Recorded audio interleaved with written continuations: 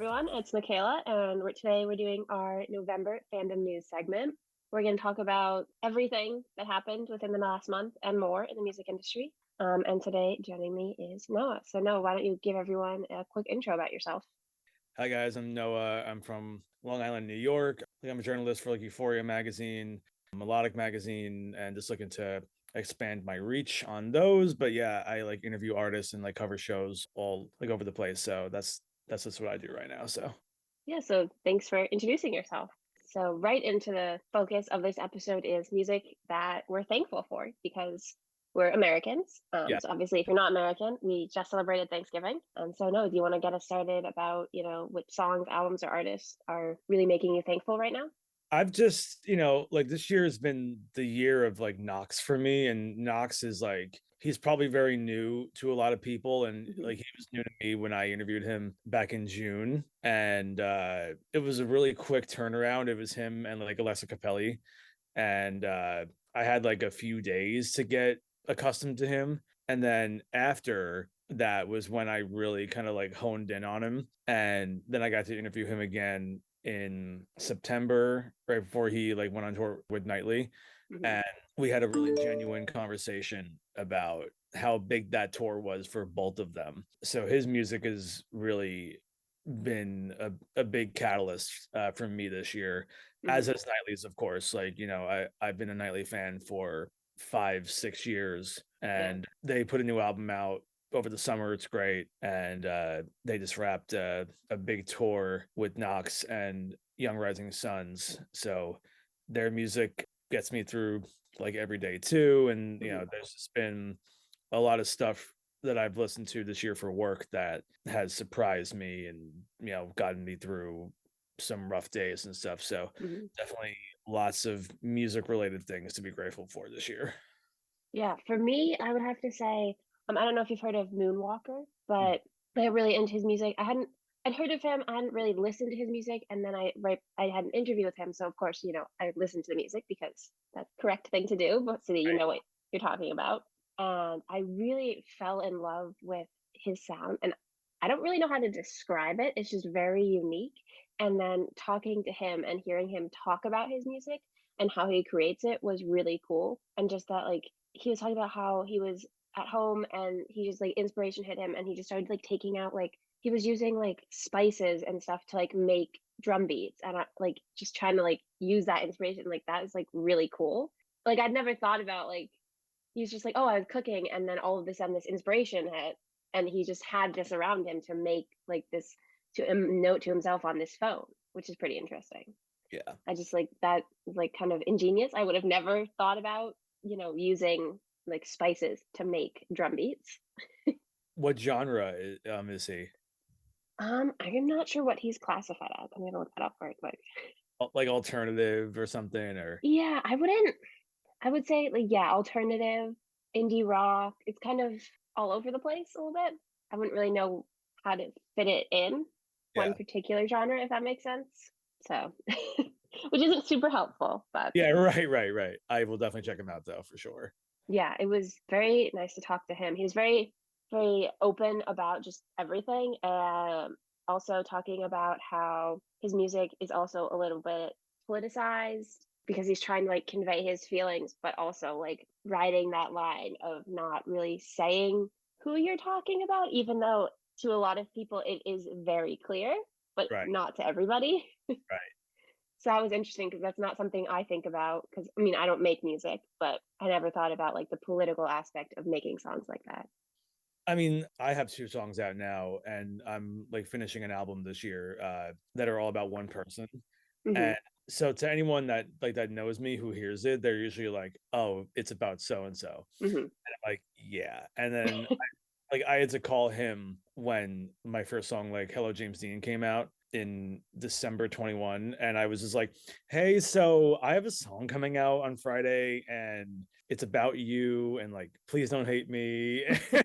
And he was like, "Oh, so you finally did it." I'm like, "Yeah." And then it came out and he called me. He's like, "I love it and I love you." And I'm like, "Oh." And not every song on the album is going to be as hopeful and as like upbeat as that one, because Mhm. that's kind of like oh, you meet someone and this is how you feel Yeah. when you're like falling in love for the first time. Like Mhm. there's obviously like ups and downs like that came with it, but like Hello James Dean is like the intro to him. Like it sets the scene of day, place, time, Mhm. vibe, everything, like that. So I think I've kind of come from like the Taylor Swift school of like Mhm. description in songwriting. Like her and like Alanis Morissette are my two biggest inspos for that. Mhm. So they're very direct, obviously. Yeah. Uh, so I think I kind of get it from them when it comes to that. Makes sense. Yeah, she's very direct. Yeah. Yeah. Yeah, and I guess talking about Taylor Swift, I mean, the Billboard Music Awards, she did very well. He did. Yeah, I was surprised though. Was it the top streaming song was taken by Morgan Wallen and not Taylor Swift Mm, for Antihero? That really surprised me. yeah. I mean, I can't recall listening to Last Night ever this year. So I like I didn't contribute to that, but it's like it's been in the top 10 for 7, 8 months, I guess. Yeah, yeah. So there's someone streaming it every day, I guess. And I like stream it a lot. I like oh, it. cool, cool. Good. Yeah, Nice. I listen to mainly when I'm driving. I just listen to the country radio station because I really like the hosts on there, Yeah. and so that his music comes on a lot. So Do you listen to radio like more than you listen to like to Spotify? sometimes it's just like when I'm in the mood for music that I am have no control over picking, or sometimes when I because there's a lot of tunnels in Boston. When I'm going through the tunnels, I'll do Spotify because that way it's not I will always be able to listen to something and not lose service. But then I get bored because I just like I feel like I find myself constantly like skipping through songs. But like Mm. with the radio, I don't have a choice, so it's kind of like takes it's just like nice that I don't have any say in what I'm listening to. Yeah, I mean, I usually listen to full albums in the car, Hmm. just like top to bottom. I'm not someone who can like skip around or start in the middle and work my way up and down. So I just listen to full albums really because I'm always listening to stuff for work anyway. So I'm like I might as well just listen to like whatever's out that I'm not catching up with yet. So Hmm. I do that, but then I find myself like, depending on where I am in a drive, if I'm like near the end, then I'm just like, whatever, it's gonna play. But if I'm like in the beginning, I usually like wanna sing along to the song. And so then I have to like actually know the song to be able to sing it while driving. right. So then I just like skip to a song I know. So I just find myself like skipping through so much music. And I'm like, well, what's the point? Yeah. It depends on where I am in my drive. Hmm. Like if it's like a short drive, then I'll just put on a few songs that I like. Yeah. But if it's like a long drive, I'm gonna play an album just so that Hmm. I can spend like because like I feel like as someone who works in like the business too, like Yeah. listening to an album is not just listening to an album. You're like Yeah. analyzing it Yeah. too. Oh, 100%. Yeah. It's just like a blessing and a curse because like sometimes you just want to enjoy the thing, and Hmm. then you're like picking it apart and thinking about like oh like now I feel like when I do that I'm like thinking of like what questions I would ask the artist if I talk to them. Same. Yeah. And then like now that like I've gotten to talk to some big names, like I'll be like, oh, maybe that could happen. And then like other people will be like, that'll totally happen. I'm like, don't jinx it. But I'll take the compliment, but then you start thinking about it. So, but but then like there are definitely songs that I just like throw on that I just Hmm. like love to jam to. So Yeah. That's what I like about the radio because they kind of just go all over the place. And so I'm not really thinking about what I would ask that person because that does happen a lot when I listen to music and I'm like, or if I do play an album or whatever I'm listening to, I'm like, wait, why did this sound or like why this intro? right. Like a question that I would ask them. But when I'm listening to the radio, for some reason, it just never crosses my mind. So it's like also another good way to like get out of the music industry while still listening to music.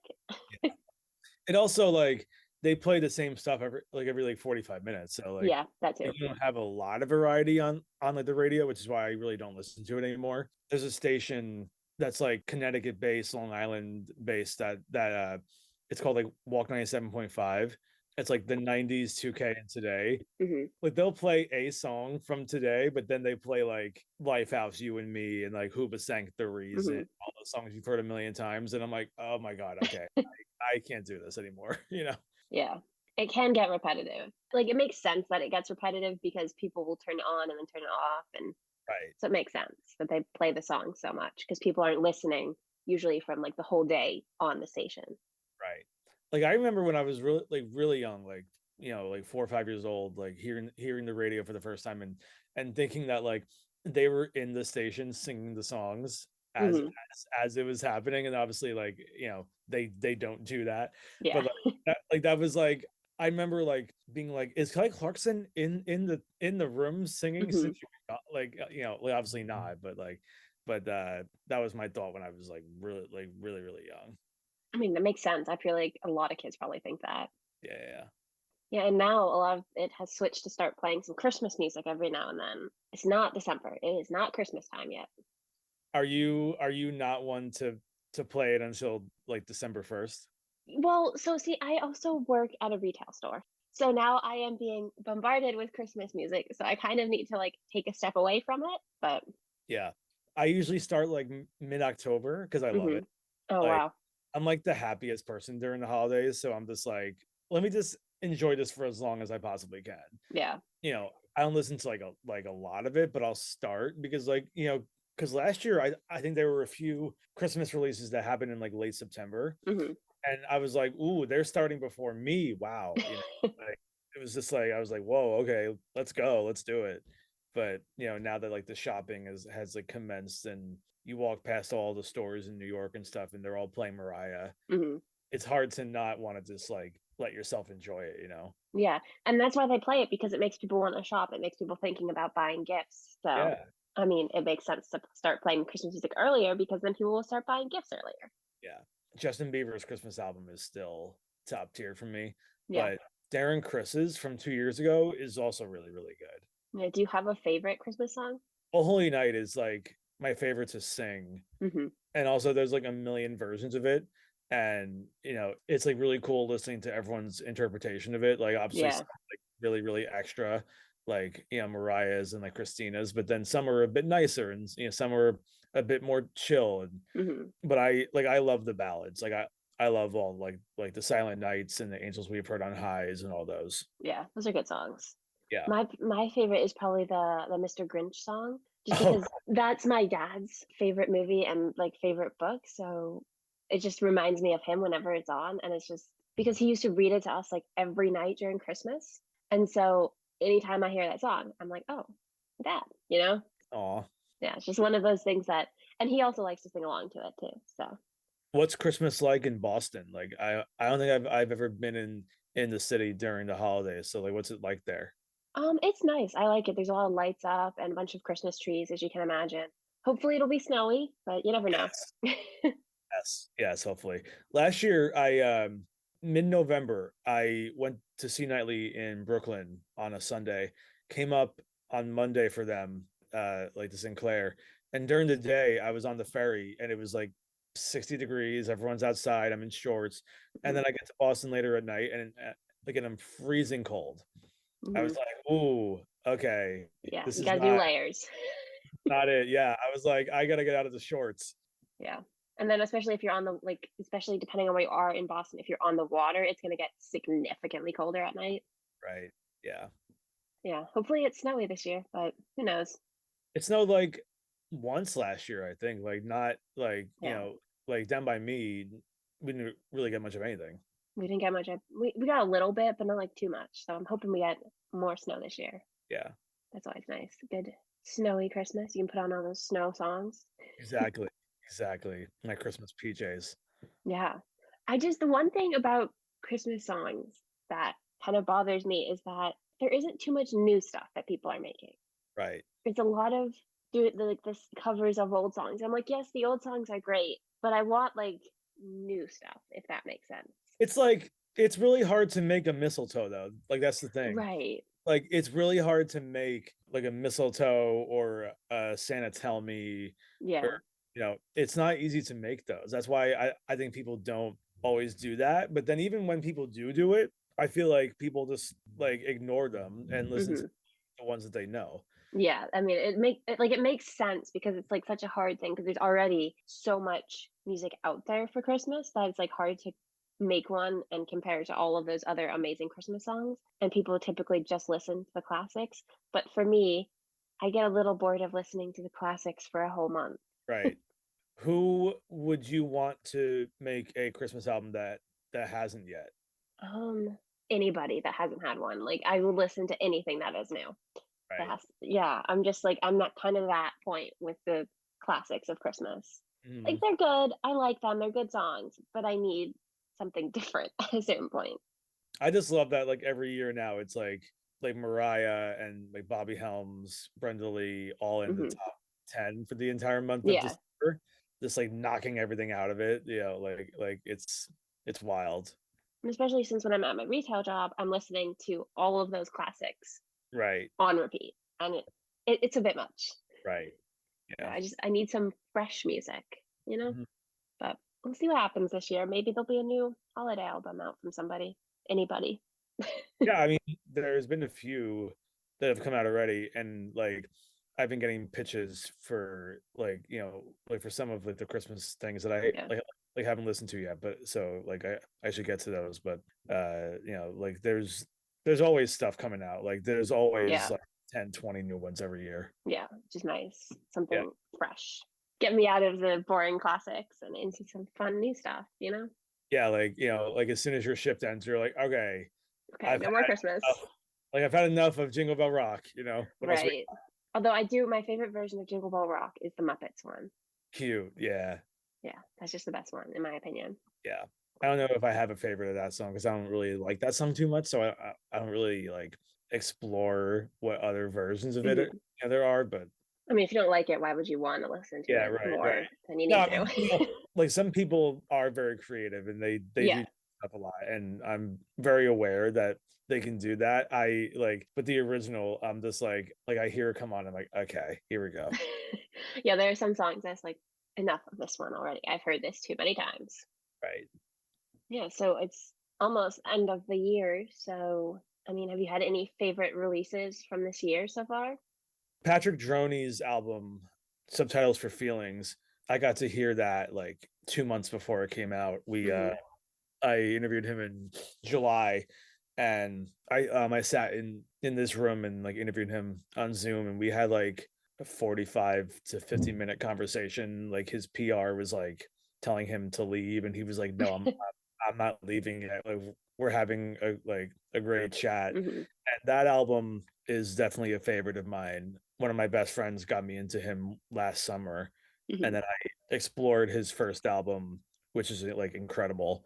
And then this new one to me it's better than like the first one. It was crazy because like the first album's so good, but this new one's definitely up there for me. Troy's album is really good, as I'm sure you know, as someone who does this, like you listen to stuff when you're working, and then Yeah. like you listen to like the next thing and the next thing and the next thing, and it's hard to like maintain like, oh, like this is my favorite thing, Yeah, there's just so much. because like you spend so much time on these pieces or these interviews or like Hmm. whatever you're doing, and like in the moment like that's the most important thing to you, Yeah. but then as soon as it's over you're like, okay, now what, you know what I mean? Right. Yeah. And that, like that's not a bad thing. That means we're working and we're doing Yeah. well. But like Knox's EP, that was a big one. Braden Bales' EP, I like a lot. Yeah, I mean, like I think this year I neglected like other things more Hmm. than I have in other years because like the work has been there. Yeah. I think Dan and Shay's not album, but like Save Me the Trouble, like Yeah, definitely. that's It's a good that's one. my favorite song of the year. They sent like their PR from Warner sent it to me on Instagram, and he was like, "Hey, we would love like to do something, and no one knows this is coming out, so like if you want to do something, let us know." And I was kind of like, yeah. And then I listened to it like 4 days before it was out, Hmm. and it's like one of those things where like I'm sure you've had this experience too, where like Yeah. you sit there and you open an email and you're like, God, I just hope it's good. Like, Yeah. let it be good. And like I hit play and I'm like, okay. And then he's like, I could tell by the way. And I'm like, yes, okay. I'm like, it's Yeah. good, we're good. And Yeah. I had a great time. doing that shorter thing on that song, and then obviously like the interview with them was great too. Mhm. But I think this year, like this coming year, I want to get back to like listening to what's popular Mhm. and listening to the stuff that I'm working on. Yeah. It's just like there's get so much that I get pitched that I sometimes forget to listen to other music, you know? Right. Right. Like I just listened to Pink Panthers yesterday because like Mhm. I hadn't gotten a chance to do that. And you hear so much about her. Yeah. If you're not like thinking about like, oh, I should listen to it, then you don't listen to it. And I listened to it yesterday and I was like, yeah, like I get why she's popular. Like this Mhm. is awesome. So there's definitely like a lot of the stuff like that. Chelsea Cutler's album too. Mhm. That's another one that was another one that kind of came last minute before the interview. And if not yours, like specifically means a lot to me and is Mhm. like one of my favorites of this year. So For me, I kind of forgot that Ed Sheeran had an album coming out, and then I listened to it, like, yes. a couple of weeks after it came out, and I was like, "Oh, this is really good." So I love his music. He's just kind of amazing. Right. Um, just Ed Sheeran, you know? And so that was probably one of my favorite albums from the year because it's just amazing. There's a song at the end of that album. I'm gonna look it up right now. That when I listened to it, I like stopped at that one and played it like 5 times in a row. Punchline, yeah, Punchline. Oh, yeah, it's a good one. That was a really, really good one. Yeah. That was really I don't know if could say I had, like, a favorite because I just really liked them all. yeah. They kind of just were just all really amazing, you know? Did you listen to the live from the fans' homes like version? I don't think so, not yet, no. It's cute because like everyone's freaking out, obviously, that he's sitting on their couch playing a Yeah, song. I mean, yeah. Yeah, Who wouldn't be? right, right. Have you seen him? Once years ago. Yeah, I'm trying to remember what I don't remember what year. It was a long time ago. It was at Gillette with some friends, but it was fun. Yeah. Yeah. I saw him at Global Citizen in New Mhm. York a while back. It was him, Pearl Jam, Coldplay, who had Ariana out, insane. Beyonce, Tori Kelly, Common, Sting. So Oh, wow, that's a good lineup. that was a crazy lineup. Yeah, it was awesome. I like that it's just him and that he kind of does all his backing tracks live. That's Yeah. really cool. Because not too many people do that, is because it takes more time. But I think it's kind of really unique that he does that. And like it's cool that he has the band when he does his shows now, but he Mhm. doesn't need them for everything. So I think they Right. play like 4 songs on like the set list and then they just dip out. That must be a fun job. It's like play blow, tides, and like whatever the other two are that he uses them for, and then like go hang out. Yeah.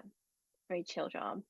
But when you do these interviews, like do you always do it with like someone else who's in the business and who's like working, or do you talk to like just like casual fans too? So I've been trying to do a bit of both.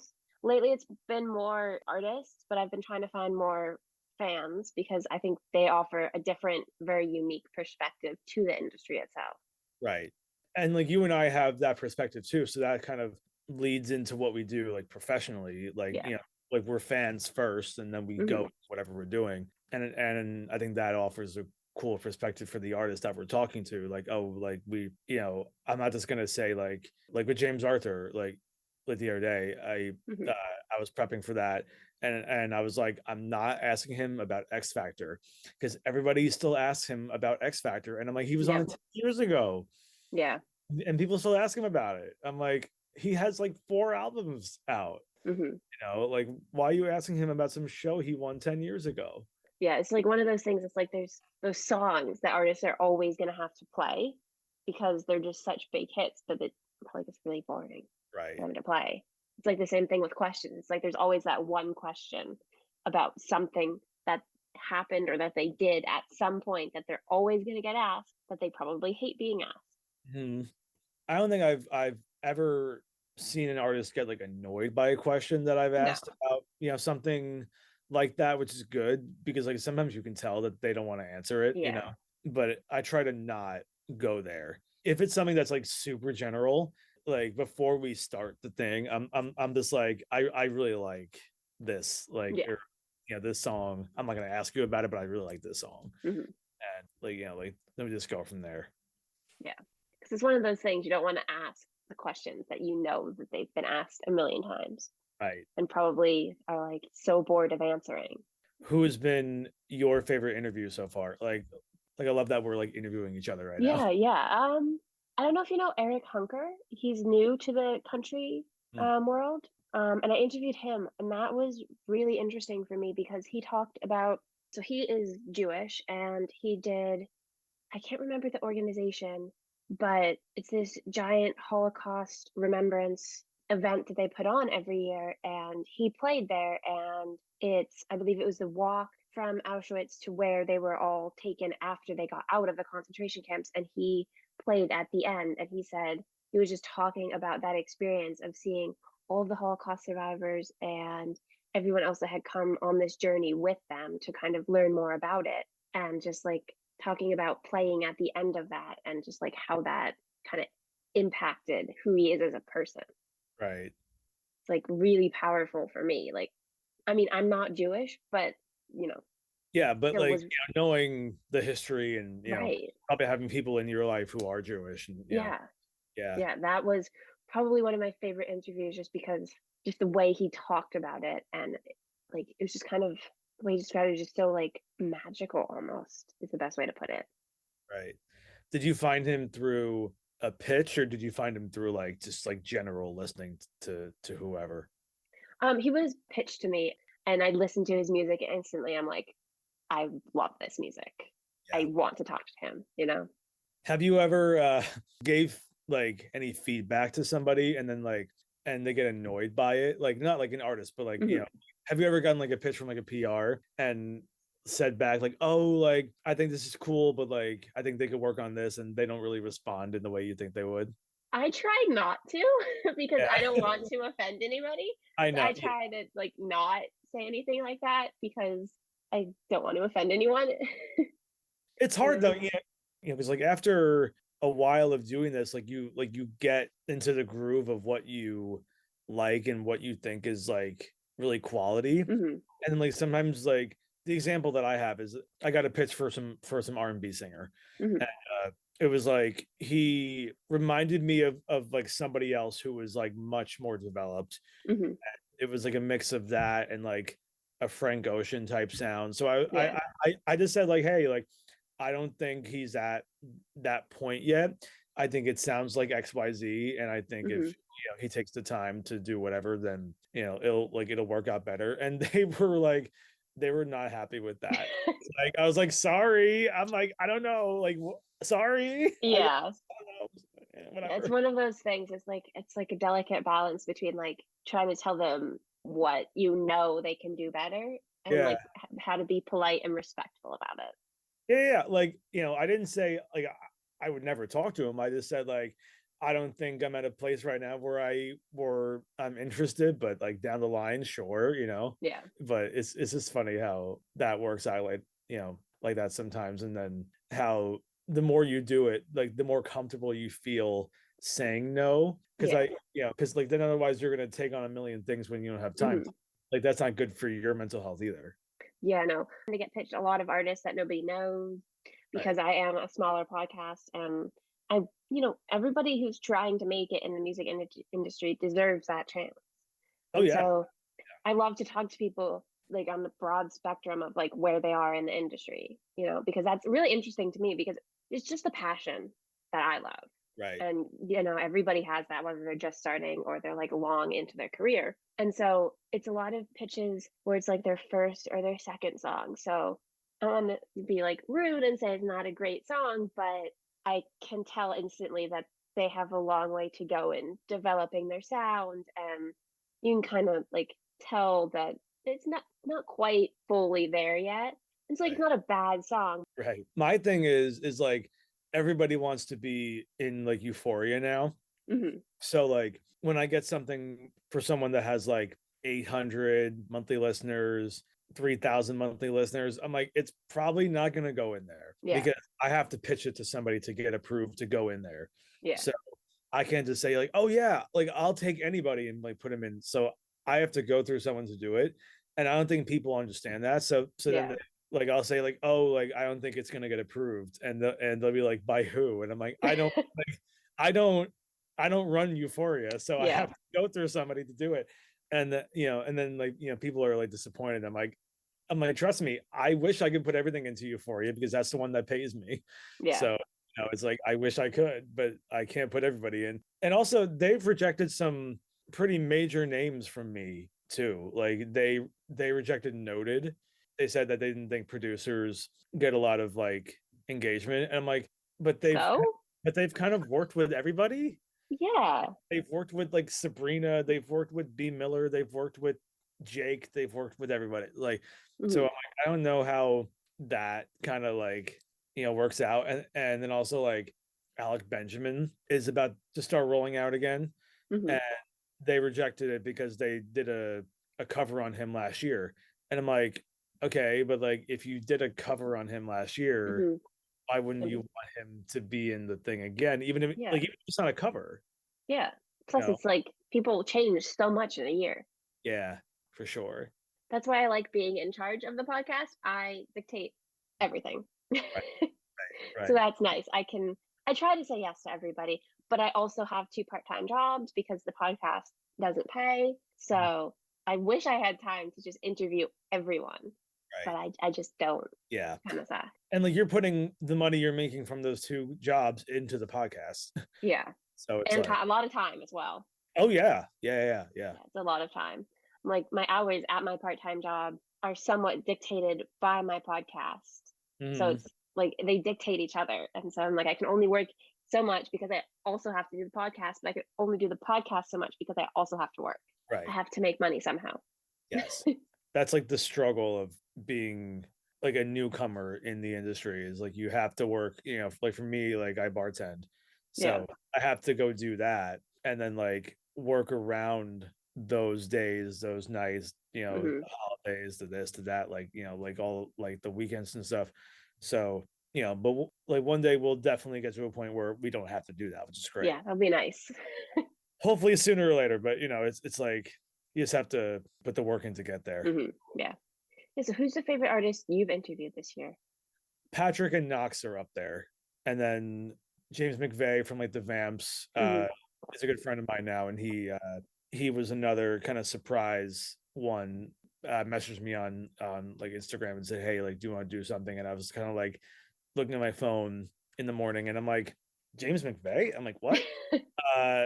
So James is a favorite, and yeah, Chelsea, David Archuleta. That was a big Hmm. that was a big one for me personally. That was like I had to play it cool for a while Yeah. because I couldn't say to the guy like, "Oh, like I'm David's biggest fan. Like, can Right. I interview him?" So I had to be like, "Oh, I'm just interested in like whatever he's got coming out this year," and then we got on the call and it was me, him, and like his PR, and I'm like, Ken, I lied to you so bad. I'm so sorry, but like this is like a dream of mine. And he was like, "No, you're good." Like I kind of assumed that I'm like, okay, whatever. I feel like they can kind of read between the lines on how you respond to things. Yeah, yeah. I mean, like, I didn't go overboard when I sent the original email, Hmm. but I was definitely very proactive because he was like, "Oh, he's not ready yet, but we'll get back to you in a few months." Yeah. And as soon as I saw like the Facebook post about Up, I was Hmm. like, I like emailed them and I'm like, I see he's back, and I see we're ready to go now. Yeah. And so I think he was kind of like, okay, he's probably a fan. Yeah. Uh, but it was like it was right after Mass Singer, so he was like on TV at the time and stuff. Hmm. There was a lot to talk about, but that was really cool. He was like asking about like my coming out experience because we were Hmm. talking about his, mostly because the song is about getting through that. Yeah. And he was like, "So like, what was yours like?" And I'm like, "What was mine like?" I'm like, "David." I'm like, "Oh my god, okay, are we doing this? Cool, we're doing this." So that's up there. James's the other day was really fun. I was worried about it because I've watched interviews with him before, and he seems not antisocial, but Hmm. he just seems a little rigid. Yeah. But we just had a great chat. It was Yeah. great. So Yeah. There are artists who like at first are like rigid and you kind of just gotta like work at it a little bit harder because right. some people are more like no, I wouldn't say standoffish, but just a little more reserved. Yeah. And then like there's someone like Colton Dixon who I've again like been a fan of forever since he was on Idol, Mhm. and we talked for an hour, and his PR is like again like emailing me being like, can you wrap it up now? He's like texting her like, stop emailing him. And I'm like, Colton, I'm like, if you have to go, you can go. He's like, no, no, this is awesome. And I'm like, okay. So those are always fun when you can like really sink your teeth into it and have a genuine conversation without like a time limit. Yeah. And then it becomes less of an interview and it's more fun when it's less of an Right, interview. right, right. But then there are the ones that are like, you have 20 minutes. And I'm like, okay. I'm like, we're going. Uh, Yeah. and then, it's like, those are rough because when you have a certain amount of questions you want to get in, Mhm. and like people are long-winded because they're artists, and you're like, okay, I'm only gonna get to ask like 3 questions maybe. Yeah. You know what I mean? So like you have to kind of balance that, but it's cool. Mhm. Yeah, it's definitely a challenge What about you? Like what are your favorites for the year? for my art for interviews that Yeah. I've done. So, Double Identity Band is these twins from Chicago, and our interview with them was over 2 hours long Wow. because they are just such fun and funny people that they went off on tangents about like the most random things. We had to cut out a lot of it because we couldn't like nobody really wants to listen to an episode that long, Right. which I felt bad that we had to cut so much out because it was just fun. But that was an episode where they did like I would ask a question and then like half an hour later I'd ask another one because they would just start talking about something else. Right. So that one was fun to do. I mean, I've had a couple of interviews where the person's not super interested in talking more than answering a question, and it's fine. It's just it can get a little like, Awkward. yeah, I'm like, okay, yeah, okay, next question, moving on, like, Yeah. because they don't want to engage. Like, Right. why would you sign up to be on a podcast if you don't really want to talk? Right. Like, that doesn't make sense to me. Yeah, there was an artist I talked to last year, LNDN. I think it was Landon. He the pitch was like, oh, he like his music is like loud, like you would like him, and I'm like, okay, cool. So I check it out. It's not quite loud, but I get where they're coming from. Yeah. And then I get on, and like the dude is like, yeah, man, I'm like having a baby like in a few weeks, and like this really isn't my like main interest right now. And I'm like, so then go be a dad. Like, Yeah. go be a dad. Like, Yeah. cool. There's nothing wrong with being a dad. No, it's great. Like, but like if you don't want to talk about your stuff, then like go be a dad. Yeah. Yeah. That was Yeah. probably the most awkward one, but like, like I get why he was, like I get that he probably was, still wanting to make music work, but Hmm. obviously at that point you're weeks away from having a child. So Yeah. It's like the one thing on your mind. yeah. I'm trying to think of like any other notable interviews I can think of that happened. Oh, I recently interviewed Chloe Starr. She is, I don't know if you know her, any of her music, but she's from California. She's also indigenous descent. That's the right way to say that. Yep, she's of indigenous descent. So she was talking a lot about how she's tying that into her music, and it was really just interesting to hear about how that's like influenced her sound. And then she was like a motivational speaker in the interview, and I was like, wow. Like I was so motivated coming out of it. Like it's kind of crazy. Yeah. I did one a month or two ago. My friend Cade Hoppy, he's a singer-songwriter from New York, like originally from like San Francisco. And he and I met at a coffee shop in Williamsburg. Hmm. And we sat there and we just started talking, and then I felt it veer into like the interview. Hmm. So I like took my phone out and like put it down, hit record, and then we did an hour and a half interview, and I asked 6 questions because he's so like he's also one to veer off into Yeah. every like whatever. And so that was really fun. And so that piece was really fun to write because there was a lot of good quotes to use. Hmm. And I was like, oh god, like an hour and a half worth of okay to sift through. I'm like, oh boy. Yeah. But it ended up being good. And then we sat there for 2 hours and talked. And like, I'm sure you have this too sometimes, like where you don't get asked like, questions about you often because Hmm. you're the one asking. Yeah. But he was like, I'm just really proud of you for what you've done. I'm like, oh God. I'm like, okay. I'm like, I don't get told that ever. So, Yeah. it's like, I'm like, oh, Kate. I'm like, okay. And like we just had like a moment where we were both like, yeah, like we started doing interviews with each other and stuff like a year and a half ago, and we've both come really far since then. So Hmm. it was a nice moment to have, and I'm sure everybody sitting around us was like, what's going on here? But Yeah. it was fun. It was like that was really cool. Yeah. I find it always interesting when they kind of turn it back on us.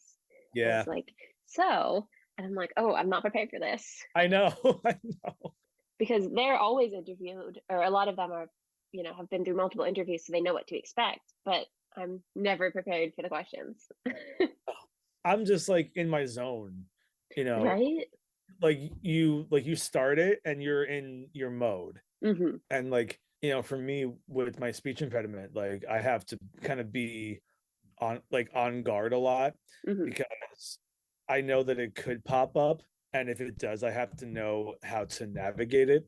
So Yeah. I'm like, I'm doing like the same job you're doing, but then I'm also like thinking about like if my disability, comes up, then like what's gonna Hmm.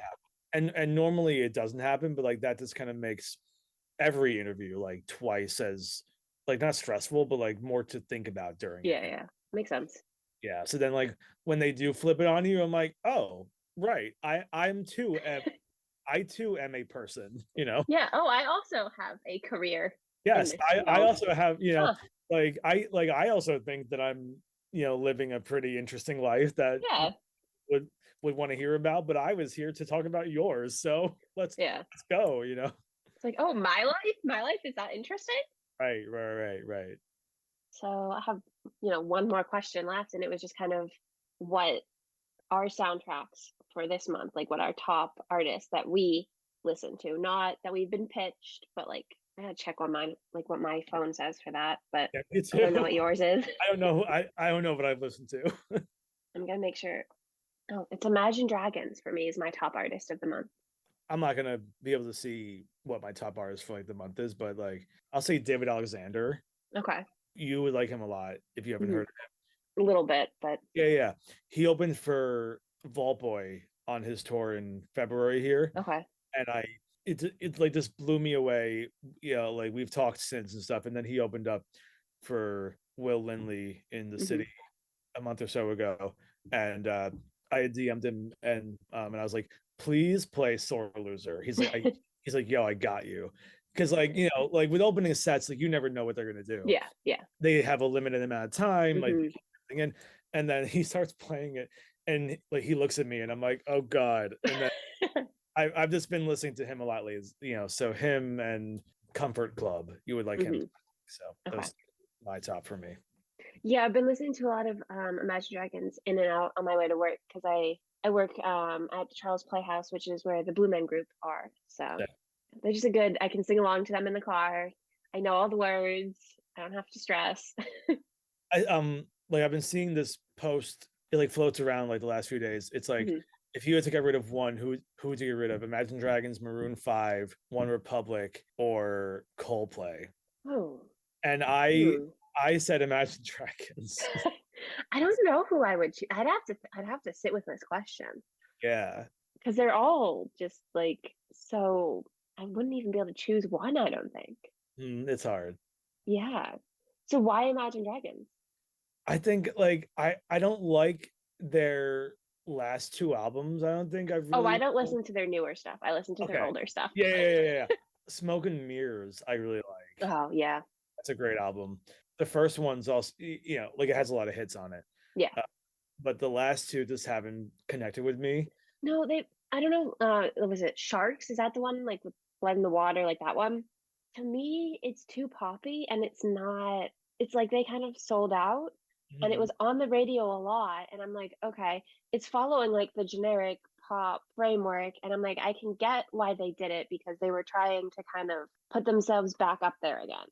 Right. But it's too far away from Imagine Dragons for me that I can't like I like the song, but I don't like it as an Imagine Dragons song, Right. if that makes sense. Yeah. I mean, they're still gonna headline every arena. Oh, Like, yeah. They can't not. they're still gonna sell out arenas no matter what Yeah. they, because people wanna hear, Demons, Radioactive, It's Yeah. Time, all the big ones. But the new stuff is not for me specifically, but, No, it's just it's that's kind of gotten away from, like, the core of what I consider, like, the Imagine Dragons, like, sound, if that makes sense. did you see the SNL sketch from last week where No, I did not.